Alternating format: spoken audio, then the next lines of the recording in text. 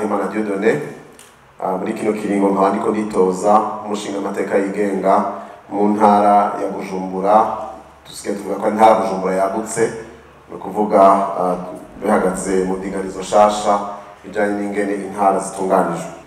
Imvo nyamukuru zatumye twitoza muri kino kiringo, ubwa mbere nuko turavye uruhara ntangere muri demokrasi bw'abashinga amateka, kuko ari baserukira abene gihugu, kuko amategeko atwereka neza yuko ubutegetsi bwa demokrasi cyangwa uburongozi bw'igihugu muri demokrasi n'ubw'abene gihugu. Niyo bashiraho inzego hanyuma zikabakorera bagaheza bakaraba ingene zakoze neza. Turavye rero ingene abashinga amateka batorwa kuva mu gihe habaye amasezerano y'Arusha, tubona ari imigambwe ishira ku ntonde abazokwitoza, hanyuma uko bagiye baronka amajwi bakaza barafata uwabaye wa mbere, barose babiri batatu bakaraba bijanye na liste bamaze gutegura. Nico gituma rero ugiye gusubira inyuma ukibaza n'ikintu maze igihe mbaza abo duhuye kumbere hamwe muri komunanibiriza, ndashobora kubaza ico kibazo. Uwo mushinga amateka watowe mu mwaka wa 2020 yitwa nde? Umushinga amateka ashinzwe guserukira iyo ntara yawe, uzi izina ryiwe, uzi ingene ushobora kumushikira, yitwa nde? Inyuma amaze gutorwa mwaganiriye iki? Yaguhanuje iki? Yagushikirije ibiki biriko birakorwa mu bijanye n'ubuzima bw'igihugu? Benshi abo maze kubaza ntibambwira neza n'izina ry'umuntu abaserukira mu ntara yabo, kubera ko iryo zina ryashizweho n'umukuru w'umugambwe uwo ari wo wose wagiye guserukira ababatoye mu nama nshinga amateka cyangwa inama mpanuzwajambo za komine. Ubwa kabiri, n'umuzi izina ntigeze asubira kuronka ingene ashobora kumushikira. Gusanga igihe kenshi iyo umuntu yamaze gutorwa aca agira umwitwariko cyane cyane wo gukora ibijanye n'ivyo umugambwe umusaba. Simvuze ngo ni bibi, ariko ugasanga babandi batari mu migambwe ntibashobora kuronka ingene bamushikira nabo. Kumbura yo migambwe bamushikira, ariko atari mu migambwe ntibashobora ingene bamushikira nabo bamushikirize ivyiyumviro vyabo cyangwa bagaruke nabo babaze ivyiyumviro vyabo. Ikindi nuko tubona hariho bamwe, si benshi, ariko turamaze kumva ko hari bamwe baja mu nama nshinga amateka kugira ngo birohereze ubuzima, kugira ngo ntibaje kumbure kuriha amakori nkuko abandi bose bakora mu gihugu bariha, cyangwa kugira ngo baronke umushahara nkuko abantu bari mu bikorwa baba bakeneye kuronka agahembo. Ivyo ntivyari bibi. Ico gitoro amategeko yorohereza umuntu arimo n'amashinga amateka gushobora koroherwa mu buzima, kugira ngo ntasange yagiye kurondera ubuzima ngo yibagire ico yatumwe. Ariko iyo bibaye intumbero y'ubuzima no gutuma umuntu aja mu namashinga amateka kugira ngo umuntu arabe exoneration, kugira ngo umuntu aronke umushahara gusa, kenshi ukunda gusanga ibibazo n'umwitwariko w'abarundi n'abarundikazi atabishira ku mutima.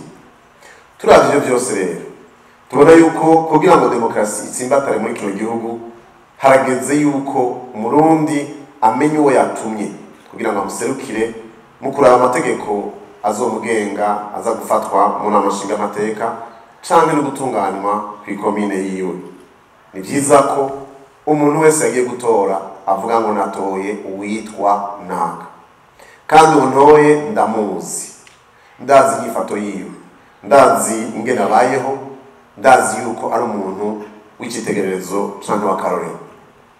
Ica kabiri nuko umuntu uwatoye aronka uburyo bw'ingene amushikira mu gihe cyose zari mu kiringo co kumuserukira. Kumbure ni inama atunganya izwi canke n'ubundi buryo bwose bwo kumushikira, kugira ngo igihe cyose hariho ikemubakiye mu bijanye n'ivy'uburongozi bw'igihugu ashobore gutanga iciyumviro, maze wa wundi ashinzwe gutwara ivyiyumviro vy'abamutoye agaheza akabisesangura akabishikiriza ku bw'ingingo zigiye gufatwa. Ikindi nuko uwo muntu yatowe agaruka kuraba ingene abantu bamutoye babayeho, ibibazo bafise, ingorane ko arahura nazo. Ego umushinga amateka ntaza gutora inyishu z'ibibazo. Numvise abantu benshi bariko baritoza bagasezerana ko bazoshatora umuti w'ikibazo c'igitoro, ko bazoshatora umuti w'ibibazo bitandukanye biri mu gihugu. Vy'ukuri sinibaza ko umushinga amateka ico gikorwa ashinzwe, kuko ivyo biri mu nama nshingwabikorwa ariyo twita leta, ariko ico akora ashikiriza ibibazo abantu bafise, akagenda gusaba yuko hatorwa imigambi canke amategeko atuma ivyo bibazo bitorerwa umuti. Ikindi aho nawe nkivuga ku kintu kijanye no guserukirwa. Ikindi ugiye kwibaza uraba uyu munsi uravuga uti hariho imigwi y'abarundi usanga badashobora kumva ko baserukiye mu nama nshingamateka kubera iki? Kuko ibikorwa bakora bitabemerera kuja mu migambi.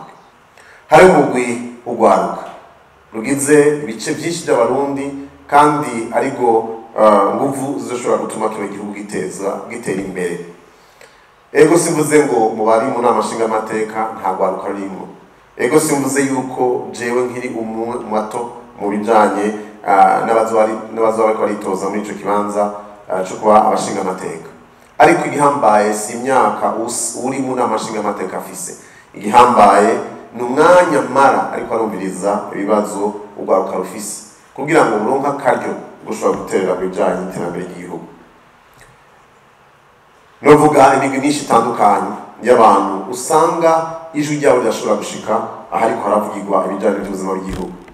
Ivyo rero vyatumye dufata ingingo yo kwitoza muri kino kiringo kugira ngo dushobore guserukira iyo migwi yose. Ubwa mbere nuko uzontora muri aya matora azoba azi ko atoye umuntu yitwa Nahimana Dieudonné.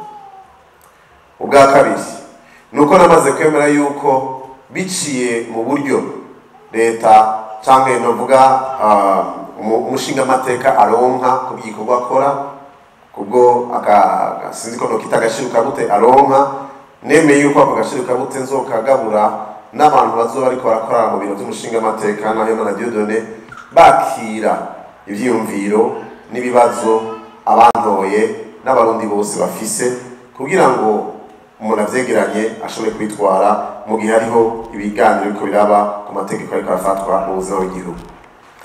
Ica gatatu nuko nemeye yuko mu makomine ashika 11 y'intara ya Bujumbura n'imiburiburi rimwe mu mwaka nzogendera ikomine yose subire nicana n'abandi bantoye ndabaze amategeko turatora yiko ariko araborohereza canke ivyifuzo bafise canke ibyo ariko barasaba mu ntwaro y'aho hantu basanzwe baherereye.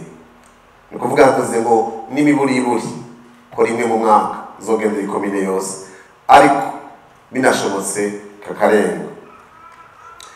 Ivyo nivyo ahanini novuga ko bizotuma ijwi ry'uwantoye ritagarukira kuntora gusa, ariko rishobora gushika kure kugira ngo rishobore gutuma atunganirizwa mu vyakeneye mu buzima bwiwe bwa misi yose.